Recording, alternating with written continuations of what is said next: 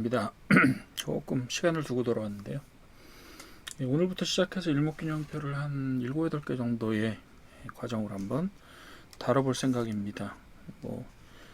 크게 저희 강의 순서로 보시게 되면 이제 마지막이에요. 일목균형표가.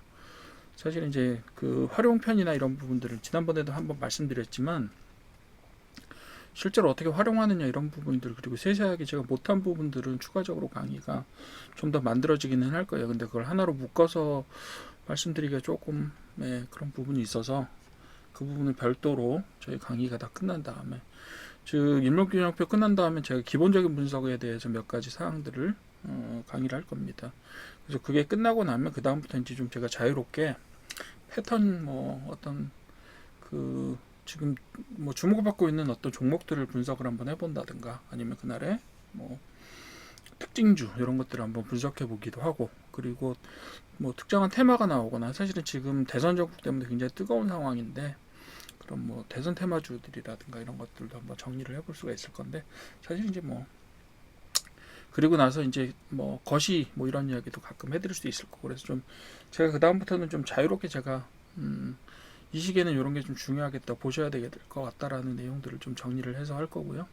테마는 차차 쌓아 나가면서 진행을 할 겁니다. 테마는 아무래도 변화도 좀 있고, 그리고 그 시대에 사실은 저희가 테마를 잡자면 몇백 가지 테마를 잡을 수가 있어요. 실제로 그 업종에 관련된 테마들도 있고, 그리고 인물에 관련된 테마들도 있고, 이렇다 보니까, 그리고 예를 들면 그룹사라든가 아니면 동시에 움직이는 그런 주식들이 있기 때문에 그런 것들을 한 번에 모아서 한번 설명을 드려야 되는데, 테마는 이제 제가 한 번에 400개 이렇게 설명드릴 수가 없잖아요. 그래서 저희가 하다 보면 이제 중심이 되는, 지금 이제 좀 중요하다고 생각되는 테마 중심으로 설명을 드리게 될 거고요. 그리고 거시적으로 큰 사건이 일어나고 이런 것들도 설명을 또 드리도록 하겠습니다. 자, 이번에는 저희가 다음 시간에 이번부터 하기로 했던 일목균형표를 이야기합시다. 일목균형표는 크게는 6개 정도의 챕터로 나누었는데, 사실 이게 하나의 챕터에 하나가 들어가지는 않을 것 같아요. 그래서 한두 개 정도로 나눠서 하게 될 것 같고요. 오늘은 일단 일목균형표 의미, 그리고 그 개발이 어떻게 됐느냐 이런 부분들을 좀 같이 보도록 할 거고요. 어떤 식으로 구성되어 있는지도 좀 볼 거예요. 구성되어 있는지 볼 건데, 실제로 이제 그 구성 요소들이 저희가 크게 보면 한 6가지 정도 돼요. 그거는 다음 이제 장에서 제가 그 다음 페이지에서 금방 보여드릴 건데, 그거 간단하게 보고, 그 다음 일목균형표는 또 특별히 저희가 일반적으로 사용하는 일목균형표의 지표들 있잖아요. 그거 외에도 사실은 그 개발자가 한 4-5가지, 사람에 따라 또 이게 또 다 달라요. 이름도 좀 다른 경우가 있고. 그런데 대충 이제 정리를 해보면 시간론, 파동론, 가격론 같은 것들을 별도로 만들어 놨어요. 사람에 따라서는 일목균형표의 어떤 구성 요소들이 있잖아요. 일반적으로 저희가 기준선이라든가 이런 것들 이야기하고, 선행 스팬, 후행 스팬 이런 이야기들 하는데, 그런 것들에 대해서 설명해 드리고 사용법을 좀 간단하게 살펴볼 거예요. 어떤 식으로 어떤 의미를 원래 가지고 있기 때문에 이게 어떤 식으로 활용될 수 있다, 이런 이야기들을 해 드릴 거고요. 그래서 어떤 시점에 어떤 지표들을 어떻게 보는 것이 중요하다, 이런 말씀도 해 드릴 거예요. 일반적으로 강의되는 내용들은 사실은 여러분들이 많이 강의를 해주셨고, 되게 오래된 강의들부터 최신의 강의들까지 있습니다. 그리고 일목균형표는 요즘에 사실 주식에서만 사용하시는 게 아니라 선물이라든가 아니면 코인에서도 심지어 사용을 하고 환율에서도 사용하시는 분들을 봤어요. 그런 형태로 사용을 많이 하시는데, 사실 이제 일목균형표가 원래 어떤 의미를 가지고 있었는지를 한번 살펴보고, 어느 시점에서 어느 영역에서 활용될 수 있는지도 제가 한번 알려드리도록 할게요. 그렇게 하고, 그 다음에 일반 이론들이 있다 그랬잖아요. 그리고 여기에 이제 보통 시간론, 파동론, 가격론 이외에 형보론 같은 것들을 추가해서 설명을 드리기도 하는데, 형보론은 사실상 조금 복잡하기도 하고, 복잡하다기보다 다른 데서 설명하는 부분들하고 많이 겹쳐요. 왜요? 형보라는 것 자체가 모양의 악보, 모양의 그죠? 그런 뜻이라서, 모양을 기록해 놓은 것, 이런 뜻이라서 종류도 많고, 그리고 이미 패턴에서 많이 설명을 해 드렸어요. 그렇기 때문에 부분들은 형보로는 제가 패턴 설명하는 걸로 대체하겠습니다. 그렇게 보시면 되겠고, 그래서 간단하게 4, 5, 6의 시간론, 파동론, 가격론은 그냥 한 챕터 정도로 설명을 간단하게 해놓고 지나갈 거예요. 4, 5, 6은 각각 독립되어 있어요. 그리고 지표하고도 관련성이 별로 없어요. 그래서 이것을 별도로 꿰뚫는 뭔가 사상적인 어떤 부분들을 만들어 놓지는 못했다라는 생각입니다. 솔직히 말씀드리면. 물론 시간론, 파동론, 가격론에서 다 일목균형표에 사용되는 그 기본이 되는 기본 수치들 있잖아요. 기본 숫자들. 그런 것도 활용이 됩니다만, 그 부분에 있어서 제가 요 내용들을 다 하고 나서 챕터를 하나 더 만들어서 그 부분에 있어서 과연 한계점과 비판받을 부분들이 없는가, 그런 부분들을 한번 살펴볼 거예요.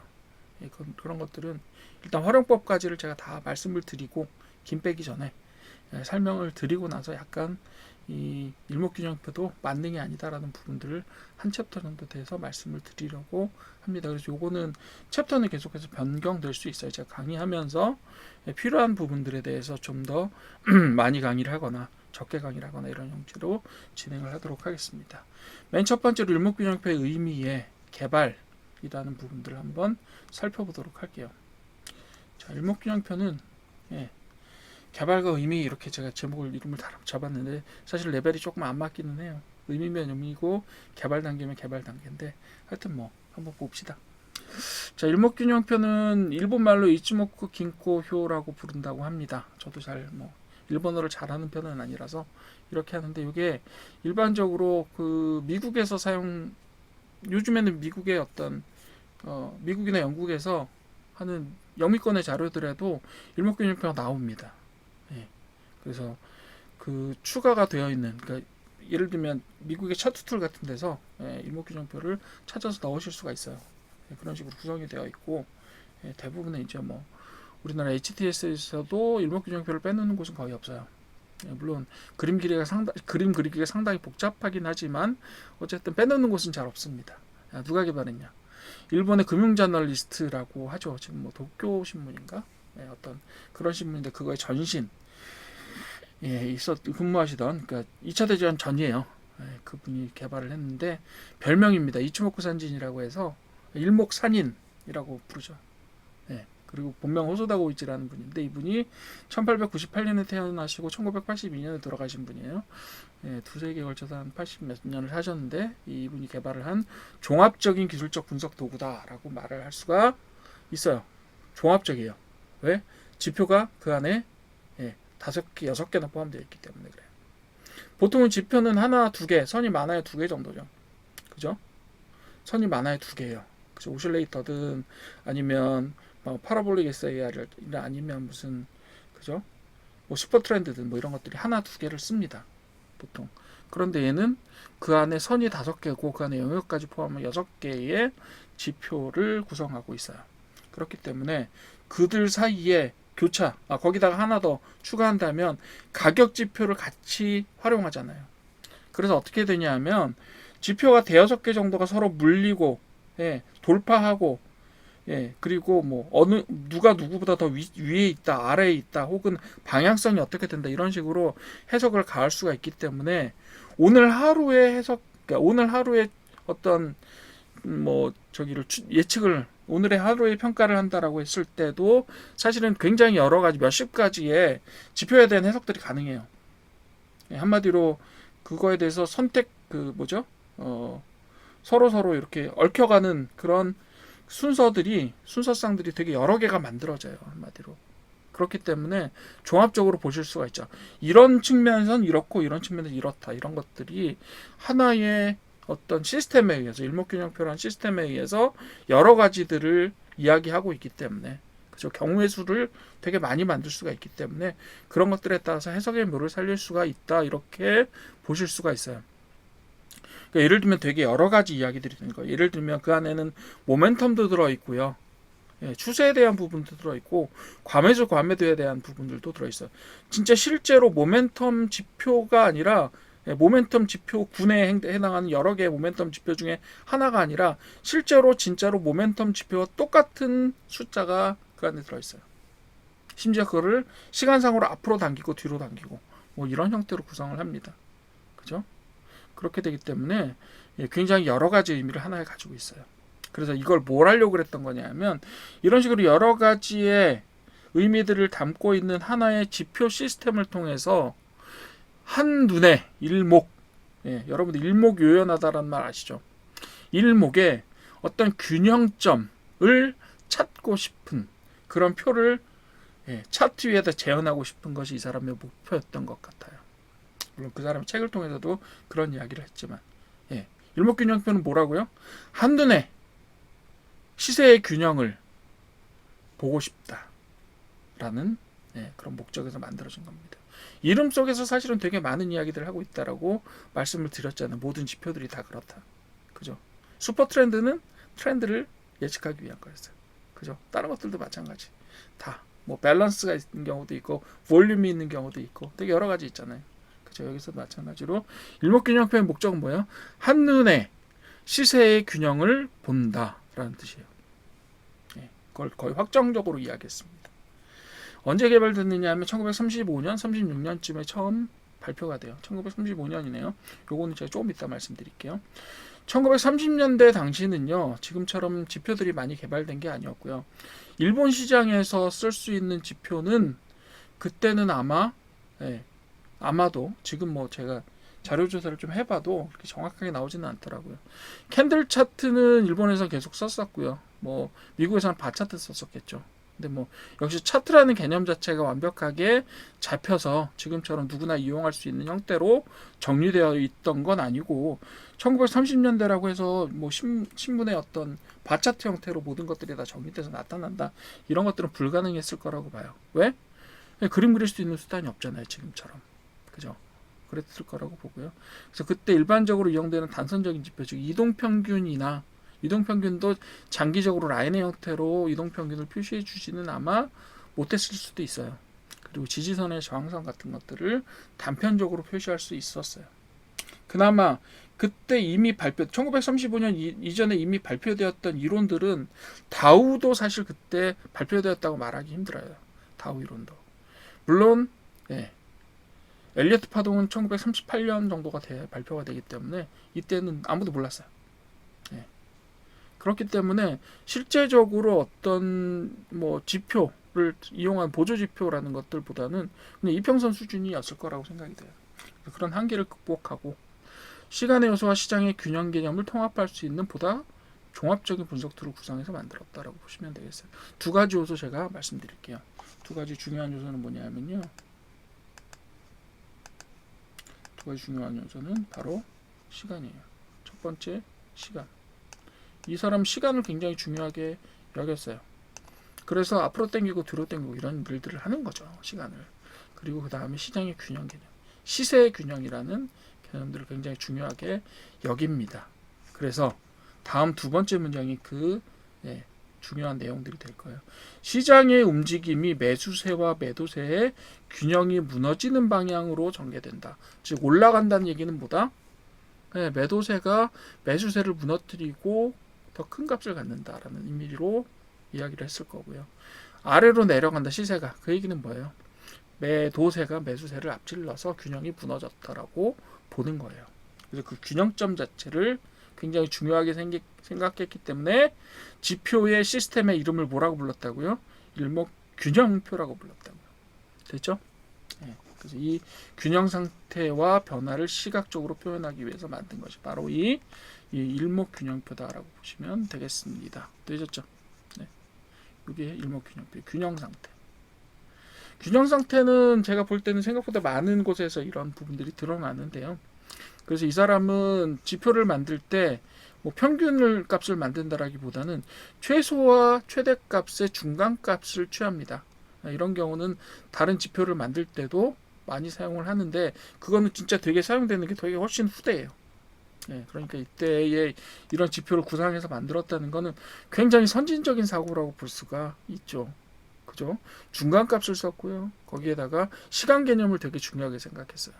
그리고 특정한 일자를 중심으로 해서 어떤 파라미터를 중심으로 해서 어떤 지표를 만들어서 그걸 시스템으로 만들어 한눈에 볼 수 있게 만들었다는 얘기죠. 굉장한 일이죠. 1935년에 신동전환선이라는 이름으로 발표가 됩니다. 예, 신동전환선 뭐 예, 이름으로 발표가 됐는데 이 이름에 대해서는 되게 설이 많더라고요. 이게 뭐냐 과연.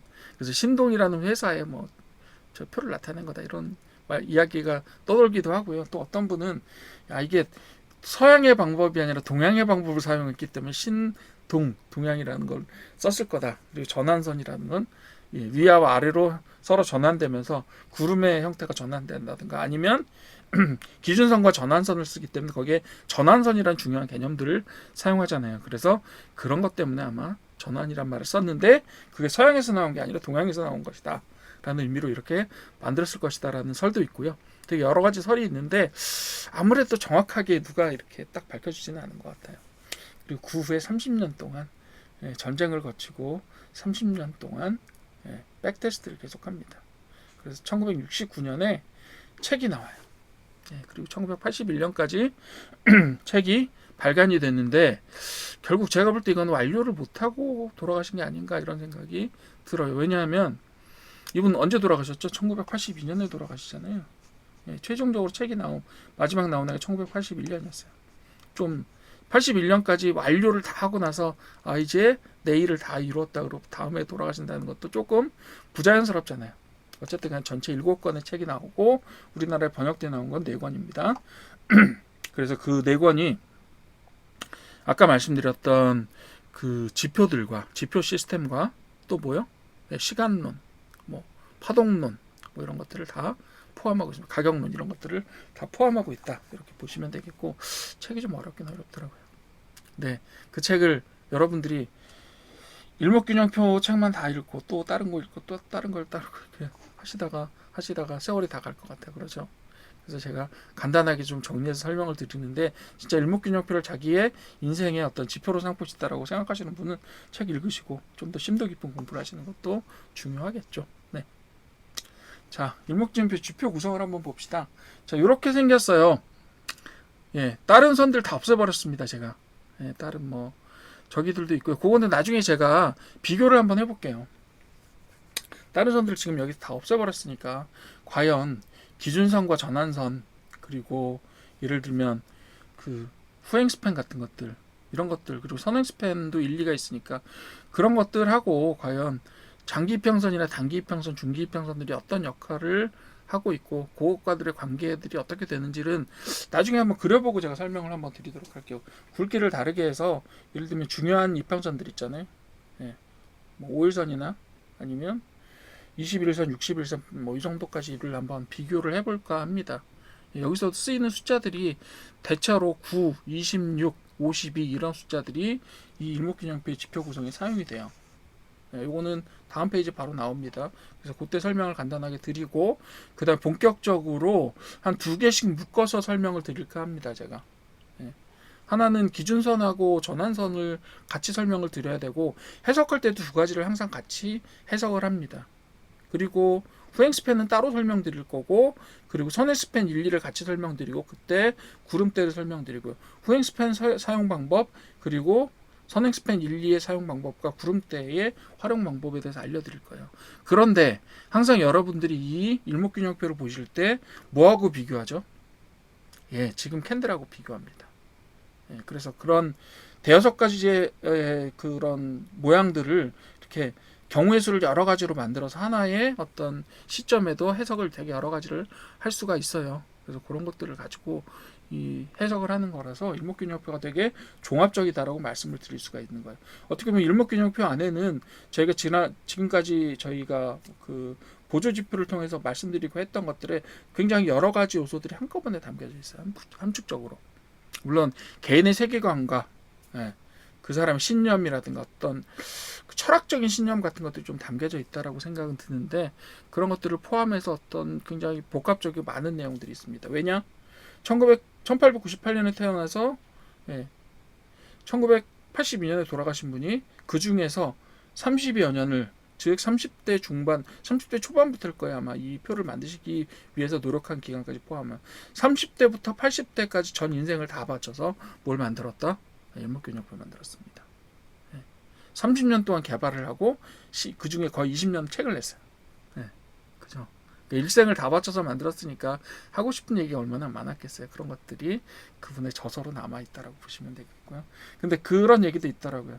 저서에 나와 있지 않은 본인만의 독특한 어떤 투자 방법도 스스로 공개하지 않은 것들이 있다. 이렇게 이야기를 하시더라고요. 예. 자, 지표 구성 한번 봅시다. 첫 번째 지표는 제가 첫 번째 지표로 봐야 될 건요. 이거는 제가 이걸 하면 꼭 이게 안 되더라고요. 포인터, 형광펜을 지워버려. 이렇게 되죠.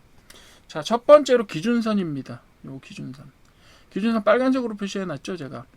요 기준선은 제가 조금 이따 말씀드리겠지만 26일간의 최고점, 최저점을 가지고 그것의 중간값을 표시해 주는 겁니다. 그래서 기준선은 가다 보면요, 이렇게 계단처럼 턱이나 계단처럼 이런 모양이 나와요. 이렇게. 아이고, 죄송합니다. 이런 모양들이 나와요. 나중에 이제 저 선행스팬, 후행스팬 보시면 더 한데 여기도 계단 같은 모양들이 계속 나오죠. 이런 건 뭐냐 하면 횡보하는 경우, 횡보해서 추가적으로 어떤 저점 이탈이나 저점 돌파나 고점 돌파가 나타나지 않는 경우는 상당 일수 동안 계속해서 뭐가 나타나는 경우가 있어요. 평행으로 나타나는 경우들이 존재합니다. 자, 그와 대비해서 두 번째로 저희가 보는 게 바로 전환선이에요. 전환선 제가 녹색으로 표시를 보통 하는데 이 전환선은요 9일간의 최고 최저점을 나타낸 그거를 중간값을 나타내는 거예요. 제가 나중에 기준선 전환선 그릴 때 이 그림을 어떻게 그리는지를 제가 한번 설명을 드리도록 할게요. 오늘은 그것까지 다 하면 시간이 너무 많이 걸릴 것 같으니까. 세 번째로는 후행스팬이죠. 후행스팬은 모양이 좀 독특한데 이거 되게 많이 떨어져 있잖아요. 지금 시가하고 그죠? 지금 현재의 가격하고 많이 떨어져 있죠. 왜 그러냐? 현재의 종가를 그대로 26일 전으로 날리기 때문에 그래요. 어떻게 쓰는지는 제가 후행스팬 하면서 자세히 설명드릴게요. 그 다음에 두 가지 선 있어요. 선행스팬과 선행스팬 1과 2가 있어요. 1은 제가 주로 주황색으로 표시를 하는데 왜냐하면 요 구름색 있죠. 구름색. 구름색 보시면 요 구름색을 표현하기 위해서 그렇게 해요. 그렇게 보시면 되겠고요. 그래서 요거는 나중에 그림 그릴 때 알려드릴게요.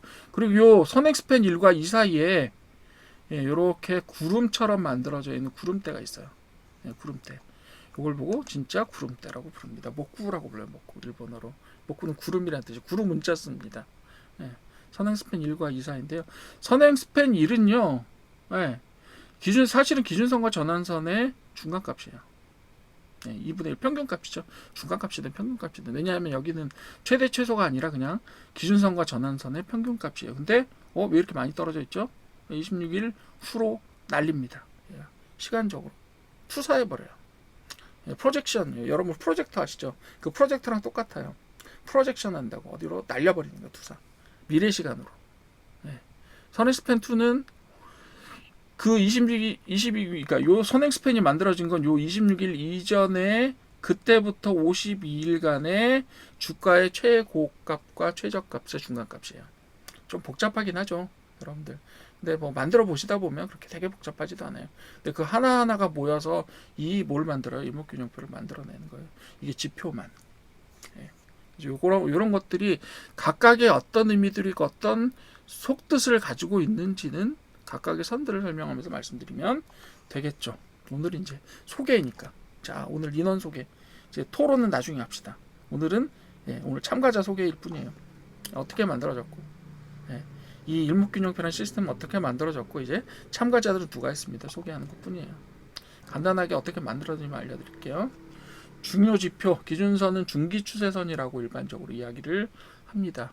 지지 저항하고 추세 기준선으로 사용이 돼요. 그래서 얘는 뭐가 중요하면 나중에 설명드리겠지만 뭐가 중요하냐면 방향성도 중요하고요. 누구보다 위에 있다 아래에 있다 이런 것도 중요해요. 전환선은요. 어떻게 만드는지 안 알려드렸죠. 26일간의 최고가 그리고 26일간의 최저가 둘 사이의 중간값을 딱 잘라서 씁니다. 예를 들면 26일 동안 과거 26일 동안에 최고가가 10,000원 최저가가 9,000원이었다면 9,500원으로 만듭니다. 그 사이에 어떻게 해요? 뭐 이동평균이라고 하면 그 사이에 값들을 다 더하고 10으로 나누죠. 뭐 이런 것들 안 해요. 그냥 두 개의 값을 구하고 그 사이의 중간값을 취합니다. 전환선도 마찬가지고 전환선은 조금 단기에 단기의 추세를 반영하고요. 9일간의 최고값, 최저값을 2로 나누어서 사용합니다. 후행 스팬은요, 만드는 방법은 되게 간단해요. 현재를 과거에 투사해서 과거와 비교해서 모멘텀을 확인한다라고 합니다. 기준선과 전환선은요, 오늘 기준으로 예측을 해요.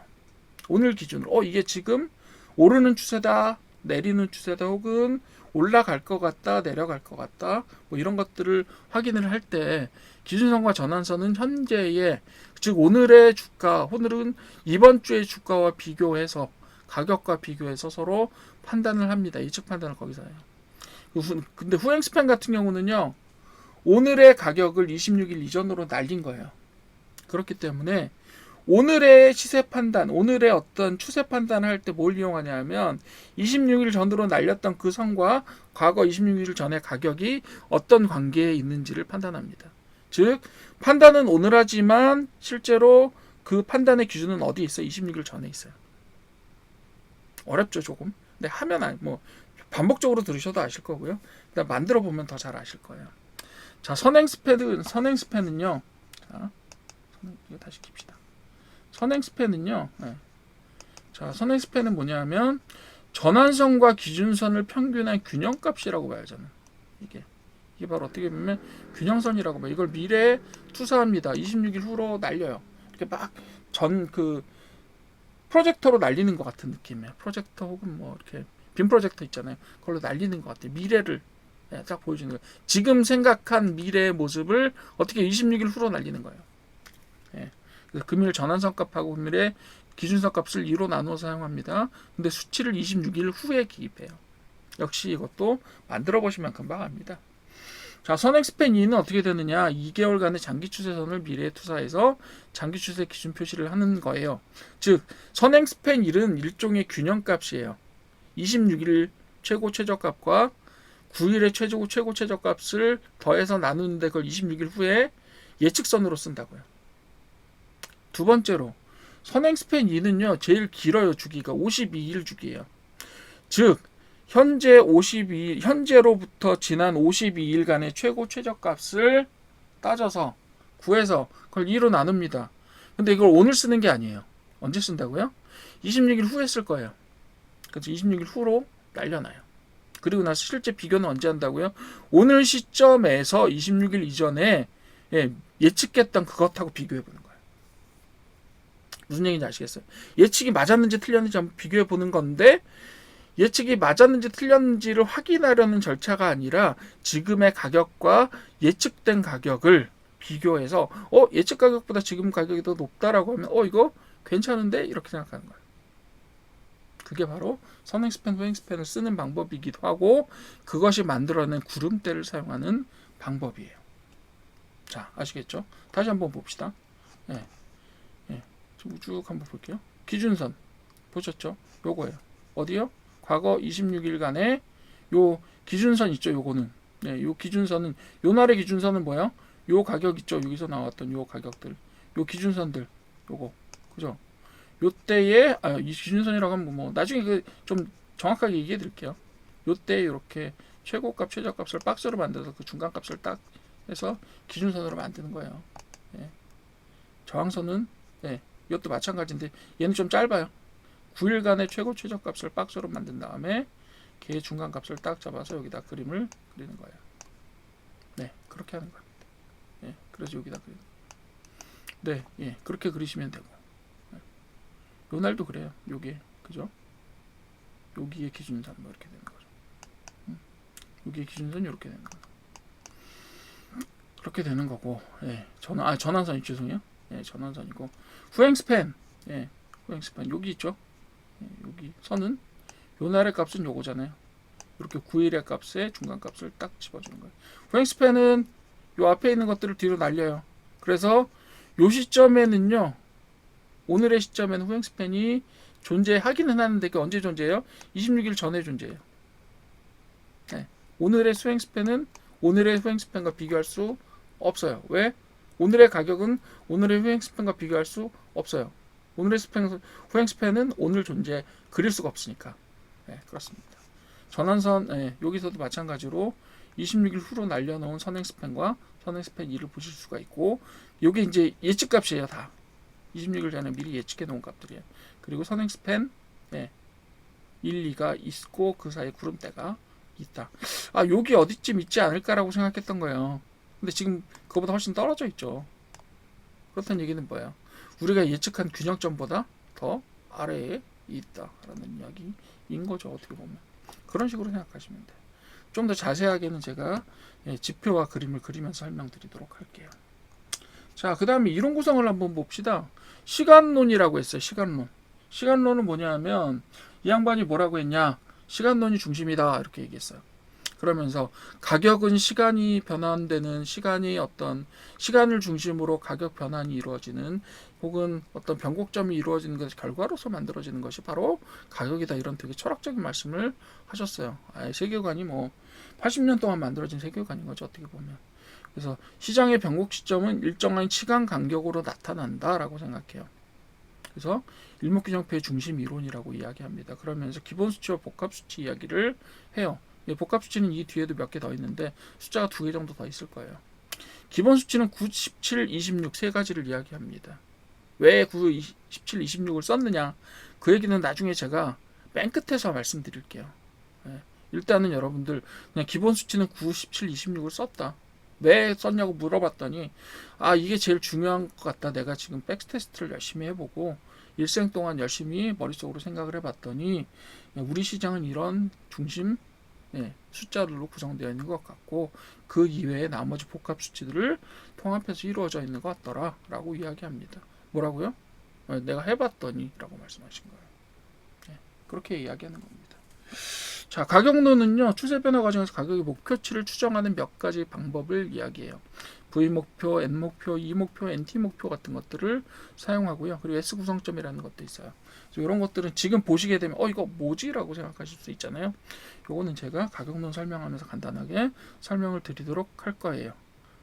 사실은 일목균형표는요 1935년에 발표되긴 했지만 실제로는 1969년까지 보완되는 과정 안에서, 그리고 그 뒤에 책이 발간되는 과정 안에서 사실은 다른 어떤 지표 이론들, 파동 이론들, 일본에서도 내부적으로 되게 여러 가지 파동 이론들이 나와요. 그죠? 사계절 이론 같은 것도 있었잖아요. 물론 그거는 후기에 이거보다 후대에 나오고 이어서 영향을 받았다라고 볼 수 있겠지만 그 이후에도 되게 많은 파동 이론들이 나옵니다. 일본 원래 그런 이론들 만드시는 게 되게 잘 만들잖아요. 되게 그럴듯하게. 그런 파동 이론들까지 써서 이런 것들을 설명을 하는데 그것의 결과물이 저는 가격론하고 파동론이라고 생각을 합니다. 애초에 이제 어떤 일목균형표라는 대단한 시스템을 만들어 놓으신 다음에 결국 그것을 구동하는 이론들은 뭐냐면 시간과 가격과 파동이다, 뭐 이런 형태로 구성을 해 놓으신 것 같아요. 그러면서 가격론 그리고 파동론도 I, V, N, P, Y 뭐 이런 파동들로 구성이 되어 있는데 실제 이런 파동론들 보시게 되면 엘리어트 파동처럼 정형화된 건 아니고요. 그냥 되게 요소들을 설명을 해주는 형태로 만들어져 있어요. 그래서 시장의 움직임이 일정한 파동, 상승파나 하락파 구조로 반복된다라고 하는 그런 이론들을 설명해 놓는 것이 바로 파동론입니다. 맨 마지막으로 형보론이 있는데요. 캔들 패턴 분석하고 유사하다라고 말씀을 드렸고, 차트상에서 단기간에 형성된 캔들의 배열과 형태를 분석해서 미래의 시장 방향성을 예측한다, 이렇게 이야기합니다. 즉 여러분들 보시는 바대로 시간론에서는 뭐라고요? 변곡점이 내가 연구를 해봤더니 9일, 7일, 26일 혹은 9주, 17주, 26주라고 하기도 해요. 이분은 살아왔던 시대가 분봉의 시대는 아니니까요. 그래서 차라리 주봉에서 봐라, 이렇게 말씀들을 많이 하시는 걸 볼 수가 있어요. 주봉에서도 확인하고 이것들을 확인할 수 있다. 시간론은 일봉, 주봉 정도에서 씁니다. 가격론도 마찬가지예요.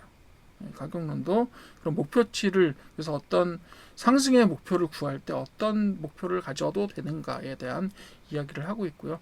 파동론, 그렇다면 이런 시간론에 따라서 변곡점을 이루고 그런 것들이 표현될 때 어떤 파동의 형태를 통해서 이루어지느냐, 이렇게 이야기들을 하고 있어요.